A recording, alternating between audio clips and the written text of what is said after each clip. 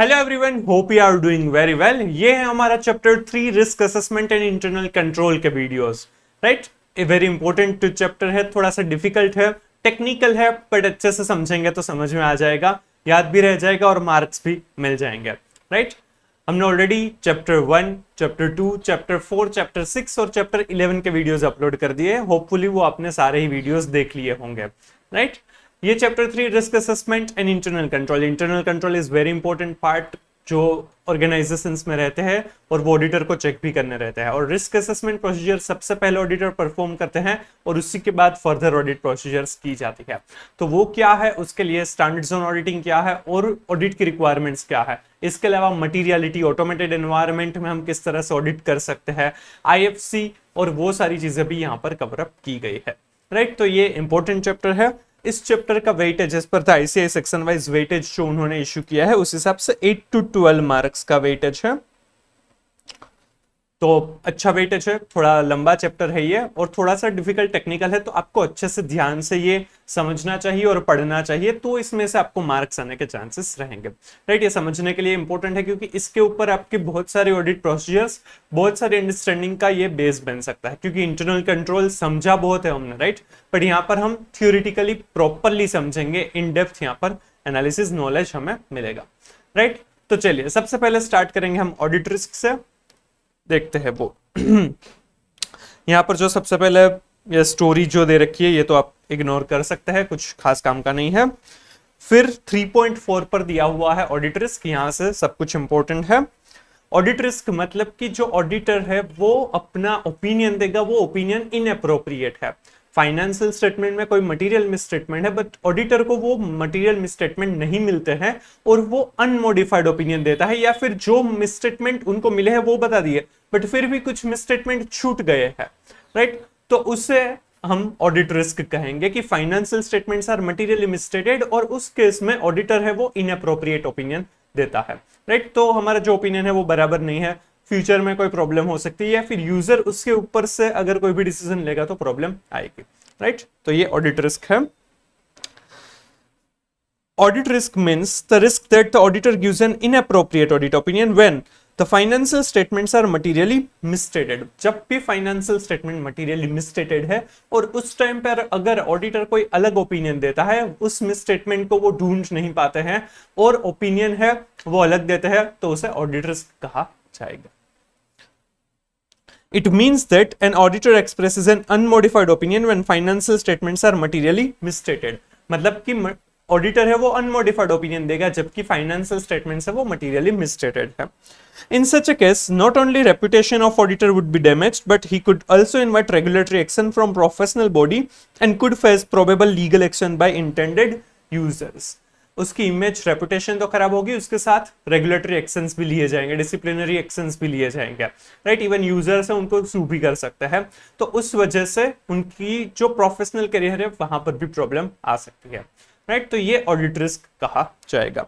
यहाँ पर ये जो फर्स्ट मीनिंग है वो इंपॉर्टेंट है, ये आपको करेक्ट इनकरेक्ट एमसीक्यू डिस्क्रिप्टिव कहीं पर भी पूछ सकते हैं। ये इनकी कॉन्सिक्वेंसेस है, ये भी इंपॉर्टेंट है। To avoid such unpleasant consequences, the auditor will plan and perform the audit in such a way that audit risk is reduced to an acceptably low level। इसीलिए हम इस तरह से ऑडिट प्लान करेंगे जिससे हमारा जो ऑडिट रिस्क है वो हम लो लेवल पर लेकर आ सके। ऐसे 200 हमने चैप्टर 1 के साथ समझा हुआ है। Overall objectives of independent auditor and conduct of an audit in accordance with standards on auditing states that the auditor shall obtain sufficient appropriate audit evidence to reduce audit risk to an acceptably low level and thereby enable the auditor to draw reasonable conclusions on which to base the auditor's opinion। ऐसे 200 के हिसाब से हमें audit procedure करनी चाहिए और sufficient appropriate audit evidences लेने चाहिए और उसी के बेसिस पर हमारा ओपिनियन होना चाहिए जिससे ऑडिट रिस्क है वो लोअर लेवल पर लेकर आ सके। Consider, for example, the profits of the company have been increased artificially by showing fake revenue of sizable amounts in its financial statements। In such a case, financial statements are materially misstated। The probability that auditor in such a case express an inappropriate audit opinion is referred to as audit risk। मतलब कि किसी भी organisation है उनके financial statement में profit है वो artificially increase किया गया है, ज्यादा दिखाया गया है, मतलब रेवेन्यू को ज्यादा दिखा कर प्रॉफिट दिखाया हुआ है, तो यहाँ पर अगर ऑडिटर को वो पता नहीं चलता है कि यहाँ पर गलत हुआ है कुछ भी, तो उसे ऑडिट रिस्क कहा जाएगा। It is the possibility that auditor expresses an unmodified opinion even when financial statements are materially misstated. वहां पर फाइनेंशियल स्टेटमेंट है वो मटेरियली मिसस्टेटेड है, फिर भी ऑडिटर है वो अनमोडिफाइड ओपिनियन एक्सप्रेस करता है, तो उसे ऑडिटर कहा जाएगा। Audit risk is a function of the risk of material misstatement and the detection risk. मतलब कि ऑडिट रिस्क इस तरह से डिफाइन किया जा सकता है, audit risk is equal to risk of material misstatement. Risk of material misstatement ऐसा है कि ऑडिटर कुछ भी ऑडिट करने चाहेगा उसके पहले ही फाइनेंशियल स्टेटमेंट में कोई ना कोई मिसस्टेटमेंट हो सकते हैं, राइट। वो कंट्रोल अच्छा नहीं है या फिर इनहेरेंट नेचर की वजह से वहां पर मिसस्टेटमेंट हो सकते हैं, तो वो risk of material misstatement, auditor कोई भी प्रोसीजर करे पहले उससे पहले ही वहां पर मटेरियल मिसस्टेटमेंट हो सकते हैं, तो उसे रिस्क ऑफ मटेरियल मिसस्टेटमेंट कहा जाता है। तो वो रिस्क ऑफ मटेरियल मिसस्टेटमेंट। और दूसरा रिस्क है डिटेक्शन रिस्क, मतलब कि जो ऑडिटर है वो अपनी कोई भी प्रोसीजर मतलब लगा रहा है, उससे वो जो मिसस्टेटमेंट है वो डिटेक्ट नहीं कर पा रहे हैं। ऑडिटर की प्रोसीजर बराबर नहीं है, उस वजह से वो डिटेक्ट नहीं कर पा रहे हैं कोई भी रीजन से, तो उसे डिटेक्शन रिस्क कहा जाएगा। वो जो मिसस्टेटमेंट मिलने चाहिए वो नहीं मिल रहे, तो वो डिटेक्शन रिस्क है। तो रिस्क ऑफ मटेरियल मिसस्टेटमेंट और डिटेक्शन रिस्क का फंक्शन है ऑडिट रिस्क, राइट।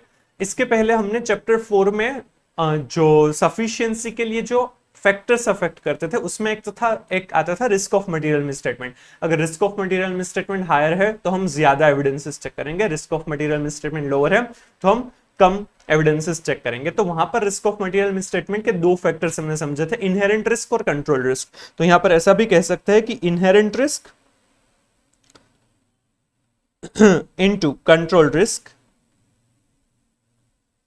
इनसे ये रिस्क ऑफ मटेरियल मिसस्टेटमेंट को अगर हम फर्दर बाइफरकेट करें तो इनहेरेंट रिस्क और वो कंट्रोल रिस्क का वो फंक्शन है। तो inherent risk into control risk is equal to risk of material misstatement. ये दो रिस्क हो सकते हैं। इनहेरेंट रिस्क मतलब कि पहले से ही उस ट्रांजैक्शन के नेचर ऐसा है या फिर एंटिटी के कोई ऐसी चीज है कि जिस वजह से वहां पर मिसस्टेटमेंट होने के पूरे चांसेस है, राइट। ह्यूमंस काम करते हैं तो वो क्लेरिकल एरर्स कर सकते हैं, फ्रॉड भी कर सकते हैं, तो वो सारे इनहेरेंट रिस्क है। कंट्रोल रिस्क मतलब कि कंट्रोल है वो प्रॉपर नहीं है टू प्रिवेंट और to detect and correct the material misstatement, तो वो कंट्रोल रिस्क है। तो इनहेरेंट रिस्क और कंट्रोल रिस्क है वो मैनेजमेंट के हाथ में, मैनेजमेंट को वो ध्यान रखना चाहिए। मतलब कि ऑडिटर काम करने जाएगा, ऑडिट करने जाएगा, उसके पहले ही मिसस्टेटमेंट होने के चांसेस इनहेरेंट रिस्क और कंट्रोल रिस्क की वजह से, जिसे हम कंबाइन करके कहते हैं रिस्क ऑफ मटेरियल मिसस्टेटमेंट। और ये inherent risk into control risk into detection risk, ये तीनों रिस्क मिलकर बनता है ऑडिट रिस्क, राइट। तो अगर हम फर्दर देखेंगे तो इनहेरेंट रिस्क, कंट्रोल रिस्क और डिटेक्शन रिस्क का फंक्शन है audit risk. Otherwise risk of material misstatement और डिटेक्शन रिस्क का फंक्शन है audit risk. Risk of material misstatement है वो इनहेरेंट रिस्क और कंट्रोल रिस्क का फंक्शन है। ये हम इन डिटेल भी यहां से समझने वाले हैं, पर ये आपके लिए इंपॉर्टेंट है। करेक्ट इनकरेक्ट एमसीक्यू या डिस्क्रिप्टिव क्वेश्चन में ये आपको पूछ सकते हैं, राइट। तो यहां पर जो ये लाइन दे रखी है ये इंपॉर्टेंट है, audit risk is a function of the risk of material misstatement and detection risk, right. अब पहले आ जाइए आप लोग पेज नंबर 3.8 पर आ जाइए। यहां पर नीचे 1.4 जो टॉपिक है वो पहले समझते हैं। Audit risk, what is not included. Audit risk में क्या इंक्लूड नहीं होता है। ऑडिट रिस्क में दो चीजें कवर अप नहीं होती। एक तो जो ऑडिटर है उनका जो बिजनेस का लॉस है, उनकी रेप्यूटेशन है, इमेज है, वो ऑडिट रिस्क में कवर अप नहीं होती है। हाँ, हमने देखा था कि ऑडिट रिस्क की वजह से उनकी प्रोफेशनल इमेज, रेप्यूटेशन खराब हो सकती है या फिर रेगुलेटरी एक्शंस लिए जा सकते हैं, बट वो ऑडिट रिस्क इटसेल्फ नहीं है। ऑडिट रिस्क का मतलब तो सिर्फ इतना ही है कि इनएप्रोप्रिएट ओपिनियन एक्सप्रेस करेगा ऑडिटर जब भी financial statements are materially misstated. सिर्फ उतना ही ऑडिट रिस्क में कवर अप होता है, उसकी कॉन्सिक्वेंसेस ऑडिट रिस्क में कवर अप नहीं होती है। एंड सेकंड कि फाइनेंशियल स्टेटमेंट मटेरियली मिसस्टेटेड नहीं है, फिर भी ओपिनियन जो देगा, मतलब कि ऑडिटर है उसको लग रहा है कि financial statements are materially misstated, जबकि वो एक्चुअल में नहीं है, तो वो भी ऑडिट रिस्क नहीं है। ऐसे केसेस होने के चांसेस नेग्लिजिबल है, क्योंकि मैनेजमेंट एक्सेप्ट नहीं करेगा अगर वहां पर उनकी गलती नहीं है तो, राइट। इसलिए उसको भी ऑडिट रिस्क में कवर अप नहीं किया गया है। Audit risk is a technical term related to the process of auditing. ये प्रोसेस ऑफ ऑडिटिंग से ही जुड़ी हुई है। It does not refer to the auditor's business risks such as loss from litigation, adverse publicity or other events arising in connection with the audit of financial statements. यहाँ पर auditor के business loss, business risk की बात नहीं की जाती है। Audit risk सिर्फ टेक्निकल वर्ड है और वो ऑडिटिंग की प्रोसेस के लिए ही यूज होता है, इसीलिए financial statements are materially misstated. और उस केस में अगर ऑडिटर है वो इनअप्रोप्रिएट ओपिनियन देता है तो उसे यहां पर कवर अप किया गया है। राइट तो जो एडवर्स पब्लिसिटी होगी या फिर और कोई कॉन्सिक्वेंसेस होगी, रेगुलेटरी एक्शंस लिए जाएंगे या फिर उसका बिजनेस रिस्क ऑडिट रिस्क में कवर अप नहीं होता है। For purpose of this, audit risk does not include the risk that the auditor might express an opinion that the financial statements are materially misstated when they are not. इसको भी risk नहीं कहा गया है कि फाइनेंस ऑडिटर है वो ऐसा ओपिनियन देता है कि financial statements are materially misstated जबकि वो एक्चुअली मटेरियली मिसस्टेटेड नहीं है। This risk is ordinarily insignificant. ये रिस्क इनसिग्निफिकेंट है क्योंकि मैनेजमेंट ऐसे केसेस में एक्सेप्ट करेगा ही नहीं। अगर मैनेजमेंट को पता ही होगा ना कि उसमें मिसस्टेटमेंट है या नहीं, और अगर हम ऑडिटर उनको बताएगा कि भाई ये मिसस्टेटमेंट है तो वो एक्चुअल में एग्जिस्ट करते हैं या नहीं वो तो वो लोग को पता ही होगा। तो ऐसे चांसेस नहीं है कि ऑडिटर बोल रहा है कि ये financial statements are materially misstated but actual में नहीं है, तो वो मैनेजमेंट एक्सेप्ट नहीं करेगा, तो ये ऑडिट रिस्क होने के चांसेस नहीं है। राइट एक बार ऐसा क्वेश्चन पूछा हुआ है कि ऑडिट रिस्क का मीनिंग क्या है, एक एग्जांपल दो और क्या क्या चीज ऑडिट रिस्क में कवर अप नहीं होती। तो ये 1.4 पूरा लिखना है। राइट फिर जो आगे हमने समझा वो ये ऑडिट रिस्क का मीनिंग और यहां पर जो एग्जांपल दिया है, एग्जांपल अपनी तरीके से भी आप लिख सकते हैं। तो वो 4 पॉइंट पूछे थे 4 मार्क्स में, ऐसे क्वेश्चंस भी पूछते हैं। चलिए तो ऑडिट रिस्क आपको समझ में आ गया ना कि ऑडिटर है वो इनअप्रोप्रिएट ओपिनियन एक्सप्रेस करेगा when financial statements are materially misstated. Risk of material misstatement Essay 200 states that risk of material misstatement is the risk that the financial statements are materially misstated prior to audit. Financial statements prior to audit, audit के पहले ही वो materially misstated है, उसे risk of material misstatement कहा जाता है। ये आपको correct incorrect MCQ में पूछ सकते हैं। It simply means that there is probability of frauds or error in the financial statement before audit. Simple. अब what is meant by misstatement? अब misstatement है क्या? ये ऑलरेडी हमने चैप्टर 1 के साथ समझा हुआ है, यहाँ पर एक्चुअल में यहाँ पर दिया हुआ है तो वो समझते हैं। मिसस्टेटमेंट मतलब सिंपली कि जो फाइनेंशियल रिपोर्टिंग फ्रेमवर्क के हिसाब से होना चाहिए और एक्चुअली फाइनेंशियल स्टेटमेंट में दिखाया गया है, उन दोनों में जो डिफरेंस है उसे मिसस्टेटमेंट कहा जाएगा। वो डिफरेंस है वो अमाउंट, क्लासिफिकेशन, प्रेजेंटेशन या डिस्क्लोजर में हो सकता है। Misstatement refers to a difference between the amount, classification, presentation or disclosure of a reported financial statement item and the amount, classification, presentation or disclosure that is required for the item to be in accordance with the applicable financial reporting framework. Misstatement मतलब कि difference between amount, classification, presentation or disclosure as reported in the financial statement and amount, classification, presentation or disclosure as required to be reported as per the applicable financial reporting framework. तो उन दोनों के बीच का जो difference है उसे misstatement कहा जाएगा। राइट अगर फॉर एग्जाम्पल AS2 इन्वेंटरी के हिसाब से LIFO मेथड अलाउड नहीं है इन्वेंटरी वैल्यूएशन के लिए, अगर आप वो यूज कर रहे हैं, क्लाइंट आपका वही यूज कर रहा है तो वो मिसस्टेटमेंट है। Right amount as per the requirement 5 lakh rupees show करनी चाहिए बट एक्चुअली दिखाई है 10 लाख रुपए या फिर 2 लाख रुपए, तो वो मिसस्टेटमेंट है। राइट तो उसे मिसस्टेटमेंट कहा जाएगा। वो मटेरियल है या नहीं वो डिसाइड करना है, अगर वो मटेरियल मिसस्टेटमेंट है तो मॉडिफाइड ओपिनियन दिया जाएगा। Misstatement can arise from error और फ्रॉड, एरर या फिर फ्रॉड हो सकता है। एरर है वो अनइंटेंशनल है, फ्रॉड है वो इंटेंशनल है। राइट एरर को डिटेक्ट करना इजी है comparatively bye the auditor, but fraud को डिटेक्ट करना डिफिकल्ट हो सकता है क्योंकि वो सोफिस्टिकेटेड मैनर में किए हो सकते हैं, कोल्यूशन हो सकता है, इवन मैनेजमेंट के फ्रॉड्स तो ज्यादा डिफिकल्ट होता है डिटेक्ट करना। राइट ये भी आपको पैराग्राफ करेक्ट इनकरेक्ट एमसीक्यू या फिर डिस्क्रिप्टिव क्वेश्चन में पूछ सकते हैं। नीचे इसके एग्जांपल्स दिए हुए हैं। Few examples of misstatements could be charging off an item of capital expenditure to revenue और वाइस वर्सा। क्लासिफिकेशन में यहां पर गलती है, कैपिटल आइटम है उनको रेवेन्यू में चार्ज कर दिया या फिर रेवेन्यू है उनको कैपिटल में चार्ज कर दिया। ये अपने सीए फाउंडेशन में रेक्टिफिकेशन ऑफ एरर्स में भी समझा हुआ होगा। राइट वहां पर अकाउंटिंग में ऐसी गलतियां होती रहती थी। Difference in disclosure of a financial statement item विज़ requirement in applicable financial reporting framework, जो चीज फाइनेंशियल स्टेटमेंट में डिस्क्लोज करनी नेसेसरी है वो डिस्क्लोज नहीं की है। गोइंग कंसर्न अजम्पशन अगर फॉलो कर रहे हैं तो आपको डिस्क्लोज करने की जरूरत नहीं है, बट अगर वो अजम्पशन बराबर नहीं है, आप वो फॉलो नहीं कर रहे हैं, तो उसको आपको डिस्क्लोज करना चाहिए। और अगर आप गोइंग कंसर्न अजम्पशन बराबर नहीं है फिर भी वो डिस्क्लोज नहीं कर रहे, then it is a misstatement. Selection और application of inappropriate accounting policies, accounting policies जो सिलेक्ट की है, राइट, अप्लाई की है, वो इनअप्रोप्रिएट है। जैसे कि फार्मास्यूटिकल कंपनी या ऐसी कोई कंपनी है जहां पर जो गुड्स है प्रोडक्ट्स है वो सेल्फ लाइफ वाले हैं, मतलब कि एक्सपायर हो जाते हैं, वहां पर वेटेड एवरेज के हिसाब से अगर वैल्यूएशन किया है तो वो शायद इनअप्रोप्रिएट हो सकता है, तो वहां पर ये मिसस्टेटमेंट है। Difference in accounting estimates of a financial statement item vis-a-vis its appropriateness in applicable financial reporting framework, जो अकाउंटिंग एस्टिमेट्स लिए गए हैं वो बराबर नहीं है, जो फाइनेंशियल रिपोर्टिंग फ्रेमवर्क के हिसाब से होना चाहिए वो उस हिसाब से एस्टिमेट्स नहीं किए गए हैं। कोई लॉसेस है, कोई लॉसेस को एक्सपेक्ट करना है, उसका प्रोविजन बनाना है, वो नहीं किया है, तो वो मिसस्टेटमेंट है। Intentional booking of fake expenses in statement of P&L, over statement of the expenses है, ओवर स्टेटेड एक्सपेंसेस है, फेक एक्सपेंसेस है, तो वो गलत चीज है, तो वो मिसस्टेटमेंट है। Overstating of receivables in financial statements by not writing off irrecoverable debts, provision for bad debt नहीं किया, या फिर जो रिसीवेबल्स अब रिसीवेबल नहीं है एक्चुअल में उसको राइट ऑफ नहीं किया, उसको बेड डेट के हिसाब से बुक नहीं किया है, तो उसे भी मिसस्टेटमेंट कहा जाएगा। ओवरस्टेटिंग और अंडरस्टेटिंग ऑफ इन्वेंटरीज, इन्वेंटरीज का ओवरस्टेटमेंट या फिर अंडरस्टेटमेंट है। Overstatement of inventories would lead to the higher profit and understatement of inventories lead to the lower profit for the current year, तो ये भी मिसस्टेटमेंट है। ये एग्जांपल्स है, इसमें से भी आपको करेक्ट इनकरेक्ट एमसीक्यूज पूछ सकते हैं, इवन डिस्क्रिप्टिव क्वेश्चन भी पूछ सकते हैं कि मिसस्टेटमेंट को डिफाइन करें एंड एग्जांपल्स दे, तो ऐसे क्वेश्चन भी आ सकता है। हाँ, वहां पर आप एग्जांपल्स कोई भी लिख सकते हैं, अगर वो सही होंगे तो मार्क्स आपको मिलेंगे।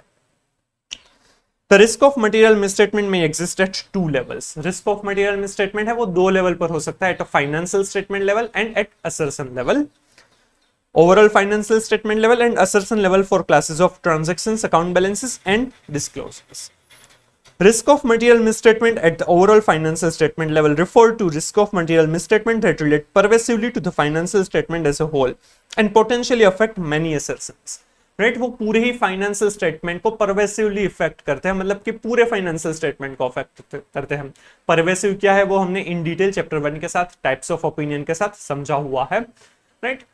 तो वो परवेसिवली बहुत सारे असर्शंस को अफेक्ट करते हैं, तो उसे फाइनेंशियल स्टेटमेंट लेवल पर उस मिसस्टेटमेंट की इफेक्ट होती है। Risk of material misstatement at the assertion level are assessed in order to determine the nature, timing and extent of further audit procedure necessary to obtain sufficient appropriate audit evidence. This evidence enables the auditor to express an opinion on the financial statement at an acceptably low level of audit risk. Assertions level पर जो भी है, तो उस assertion के लिए हमें क्या और nature, timing and extent of audit procedure होना चाहिए वो डिसाइड कर सकते हैं, उसके लिए ये risk of material misstatement हमारे लिए इंपॉर्टेंट हो सकता है, राइट। चलो, फिर है component of risk of material misstatement, जो कंपोनेंट समझा है इनहेरेंट रिस्क और कंट्रोल रिस्क, यहां पर इन डिटेल समझाया है। The risk of material misstatement at assertion level comprises of two components, that is inherent risk and control risk. Both inherent risk and control risk are the entities risk and they exist independently of the audit of financial statements. ये याद रखना होगा कि ये independent to the financial statement, independent to audit of financial statement है, ये audit से जुड़ा हुआ नहीं है। ऑडिट होने के पहले ही रिस्क ऑफ मटेरियल मिसस्टेटमेंट, मतलब कि इनहेरेंट रिस्क और कंट्रोल रिस्क एग्जिस्ट करते होंगे। Inherent risk and control risk are influenced by the client, this are entities risk and are not influenced by the auditor. ये भी आपको करेक्ट इनकरेक्ट एमसीक्यू में पूछ सकते हैं। ये क्लाइंट से इन्फ्लुएंस्ड होते हैं, क्लाइंट के द्वारा किए गए रीजन के वजह से, उनकी प्रोसेसेस, उनके कंट्रोल्स की वजह से ये चीज हो सकती है, राइट। यहां पर ऑडिटर का कोई हाथ नहीं होगा। सबसे पहले समझाया हुआ है inherent risk. Inherent risk is the susceptibility of an assertion about a class of transaction, account balances or disclosure to a misstatement that could be material either individually or when aggregated with other misstatements before consideration of any related controls as described in SA 200. कोई भी control को ध्यान में रखे उसके पहले ही वहां पर कुछ रिस्क हो सकते हैं, वहां पर कुछ मिसस्टेटमेंट्स आने के चांसेस हो सकते हैं, उसे इनहेरेंट रिस्क कह सकते हैं। इनहेरेंट पहले से है ही, वो मिसस्टेटमेंट हो ही सकते हैं, उसे इनहेरेंट रिस्क कहा जाएगा। There is always a risk that before considering any existence of internal control in an entity, a particular transaction balance of an account or a disclosure required to be made in the financial statements of an entity have a chance of being misstated, and such a misstatement can be material. This risk is known as inherent risk. कोई भी internal control को ध्यान में रखे, उसके पहले ही कोई भी कंट्रोल को अप्लाई करे, उसके पहले ही कुछ ऐसे ट्रांजैक्शन, कुछ ऐसी items of the financial statement होती है कि जहां पर रिस्क होने के पूरे पूरे चांसेस रहते हैं, जैसे कि related party transactions. Related party transactions generally उसमें रिस्क रहता ही है, राइट। वो इनहेरेंट रिस्क है, उसमें कंट्रोल हो तो भी वहां पर कुछ गलत होने के पूरे पूरे चांसेस है, तो उसे इनहेरेंट रिस्क कहा जाएगा। ये मीनिंग इंपॉर्टेंट है, ये आपको डिस्क्रिप्टिव क्वेश्चन में भी पूछ सकता है। Inherent risk is higher for some assertions and related classes of transactions, account balances and disclosure than for others. For example, it may be higher for complex calculation. Inherent risk है वो कुछ items के लिए, कुछ items के compare में वो ज्यादा हो सकता है, राइट। वो तो सिंपल चीज है। कॉम्प्लेक्स कैलकुलेशन होगा तो उसमें इनहेरेंट रिस्क ज्यादा है। Inherent risk factors are considered while designing test of controls and substantive procedure. Category of auditors assessment lower or higher. Each category covers a range of degree of inherent risk. कम या ज्यादा हो सकता है, but सारी चीजों में inherent risk थोड़ा बहुत तो होता ही है। Auditor may assess the inherent risk of two different assertions as lower while recognizing that one assertion has a less inherent risk than the other, although both have been assessed as lower. दो में से दोनों का ही जो inherent risk है वो lower हमने assume किया हो सकता है, डिस्पाइट एक का दूसरे से ज्यादा हो सकता है, राइट। ठीक है। It is important to consider the reason for each identified inherent risk, even if the risk is lower, when auditor designs test of controls and substantive procedure. External circumstances giving rise to business risk may also influence inherent risk. External circumstances की वजह से भी inherent risk है वो बढ़ सकता है, क्योंकि business risk बढ़ेगा और inherent risk बढ़ सकता है। For example, technological developments might make a particular product obsolete. Factors in the entity and its environment may also influence the inherent risk related to specific assertion. अगर technological development हुआ, उस वजह से जो client काम ऑडिट कर रहे हैं उनके प्रोडक्ट ऑब्सोलेट हो गए, तो उस वजह से वहां पर बिजनेस रिस्क बढ़ेगा, और बिजनेस रिस्क बढ़ेगा तो इनहेरेंट रिस्क भी बढ़ सकता है, राइट। तो इस तरह से जो एक्सटर्नल सर्कमस्टांसेस है वो भी अफेक्ट करेंगे इनहेरेंट रिस्क को। For example of inherent risk could include an accounting standard provides guidance on some complex issue which might not be understood by the management. Therefore, recording of these issues in financial statement carries inherent risk of being misstated.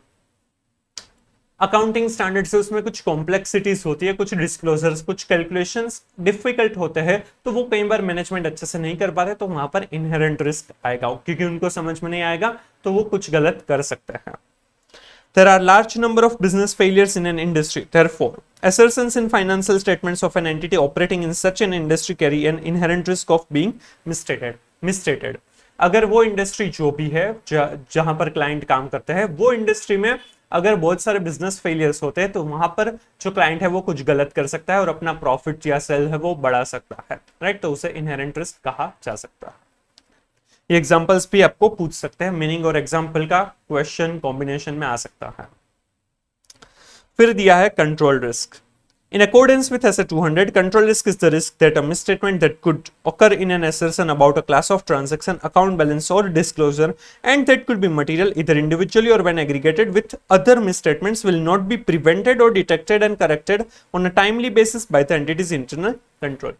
अगर entity के internal control है, वो कोई भी misstatement जो individually या फिर aggregated with other misstatement वो मटेरियल है, उस मिसस्टेटमेंट को वो प्रिवेंट नहीं कर सकते या फिर डिटेक्ट करके करेक्ट नहीं कर सकते, तो वो कंट्रोल के जो फेलियर है वो कंट्रोल का रिस्क बन जाएगा, राइट। कि कंट्रोल है वो प्रॉपर नहीं है टू प्रिवेंट और to detect and correct the material misstatement, तो उसे कंट्रोल रिस्क कहा जाएगा। कंट्रोल बराबर नहीं है।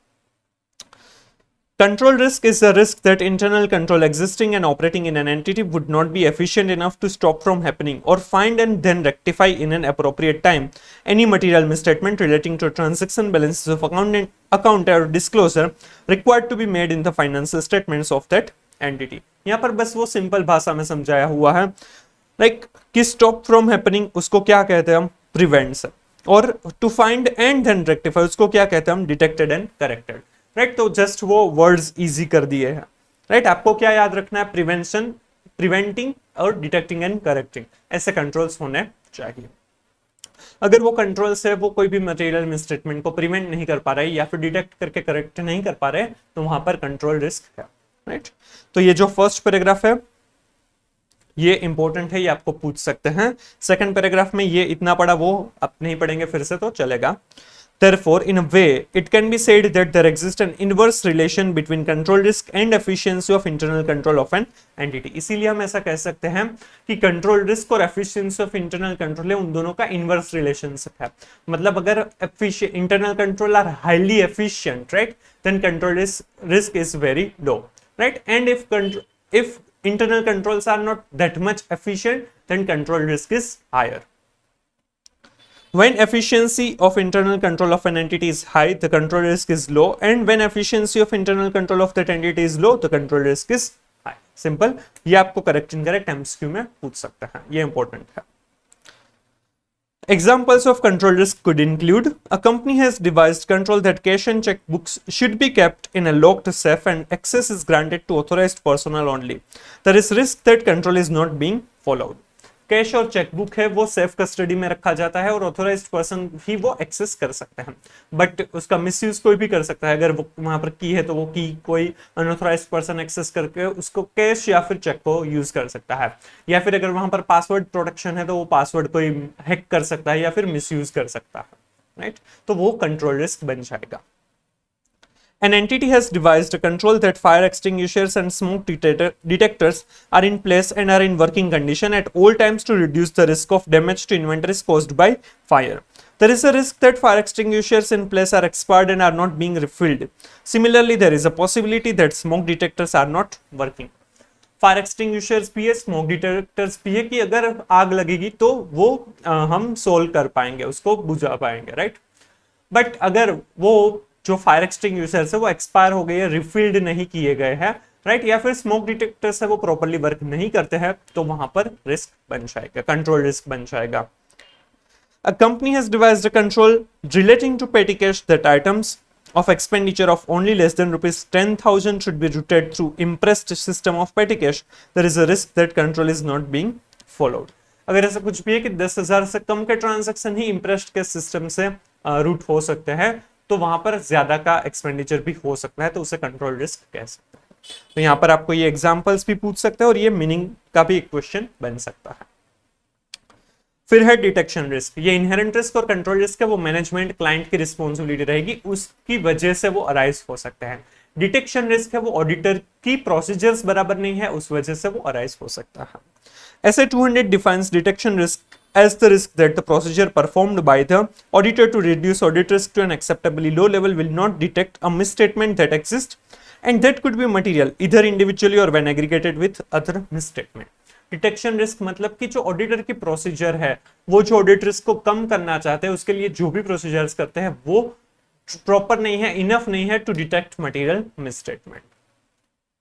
For example, auditor of a company uses certain audit procedures for the purpose of obtaining audit evidence and reducing audit risk, but still there will remain a risk that audit procedure used by the auditor may not be able to detect a misstatement which by nature is material. Then the risk is known as detection risk. Simple.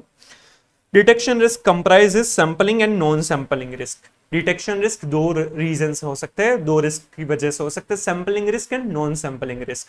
Sampling risk मतलब कि जो samples collect किए हुए हैं, samples जो select किए हैं वो रिप्रेजेंटेटिव टू द पॉपुलेशन नहीं है और उस वजह से सैंपल में से जो हमें कंक्लूजन मिला है वो पूरे ही पॉपुलेशन को रिप्रेजेंट नहीं करता और उसके बेसिस पर अगर सैंपल में हमें मिसस्टेटमेंट मिला पर पूरे पॉपुलेशन में नहीं है तो क्या होगा कि हम ज्यादा सैंपल्स सिलेक्ट करेंगे, ज्यादा प्रोसीजर करेंगे और हमारा टाइम जाएगा, फिर पता चलेगा कि पॉपुलेशन में तो वो मिसस्टेटमेंट है ही नहीं, या फिर सैंपल से उसमें कोई भी मिसस्टेटमेंट नहीं मिला है बट पॉपुलेशन में मिला है तो वहां पर ऑडिट रिस्क राइज होगा, हमारा इन ओपिनियन है वो गलत होगा, इनअप्रोप्रिएट देंगे जब इनअप्रोप्रिएट ओपिनियन एक्सप्रेस करेंगे जब financial statements are materially misstated. ये दोनों ही सिचुएशन हमने ऑलरेडी चैप्टर 4 में जब SF 530 जो ऑडिट सैंपलिंग है उसमें सैंपलिंग रिस्क के बारे में था उसमें समझा हुआ है। एक्सरसाइज जो टेस्ट और नॉलेज है उसमें थियोरेटिकल क्वेश्चन में ये क्वेश्चन दिया हुआ है। अगर आपने वो नहीं देखा है तो प्लीज आप जाकर देख लीजिए, सैंपलिंग रिस्क के साथ वो पढ़ लीजिए या फिर वो वीडियो देख लीजिए, ताकि आपको ये समझ में आ जाएगा। ये जो दो सिचुएशन मैंने बोली कि सैंपल्स है उसमें मिसस्टेटमेंट मिले हैं बट पॉपुलेशन में नहीं है, या फिर सैंपल्स में मिसस्टेटमेंट नहीं मिले बट पॉपुलेशन में है, तो वो दो सिचुएशन हो सकती है, सैंपलिंग रिस्क में से अराइज हो सकती है। Non sampling risk other than sampling risk, सारे ही नॉन सैंपलिंग रिस्क हो जाएंगे, ऑडिट प्रोसीजर प्रॉपर नहीं है, राइट, ऐसा कोई भी सिचुएशन हो सकता है, एविडेंस बराबर नहीं है उस वजह से। Sampling risk is the risk that the auditor's conclusion based on a sample may be different from the conclusion if the entire population were subjected to the same audit procedure. It simply means that the sample was not representative of the population from which it was chosen.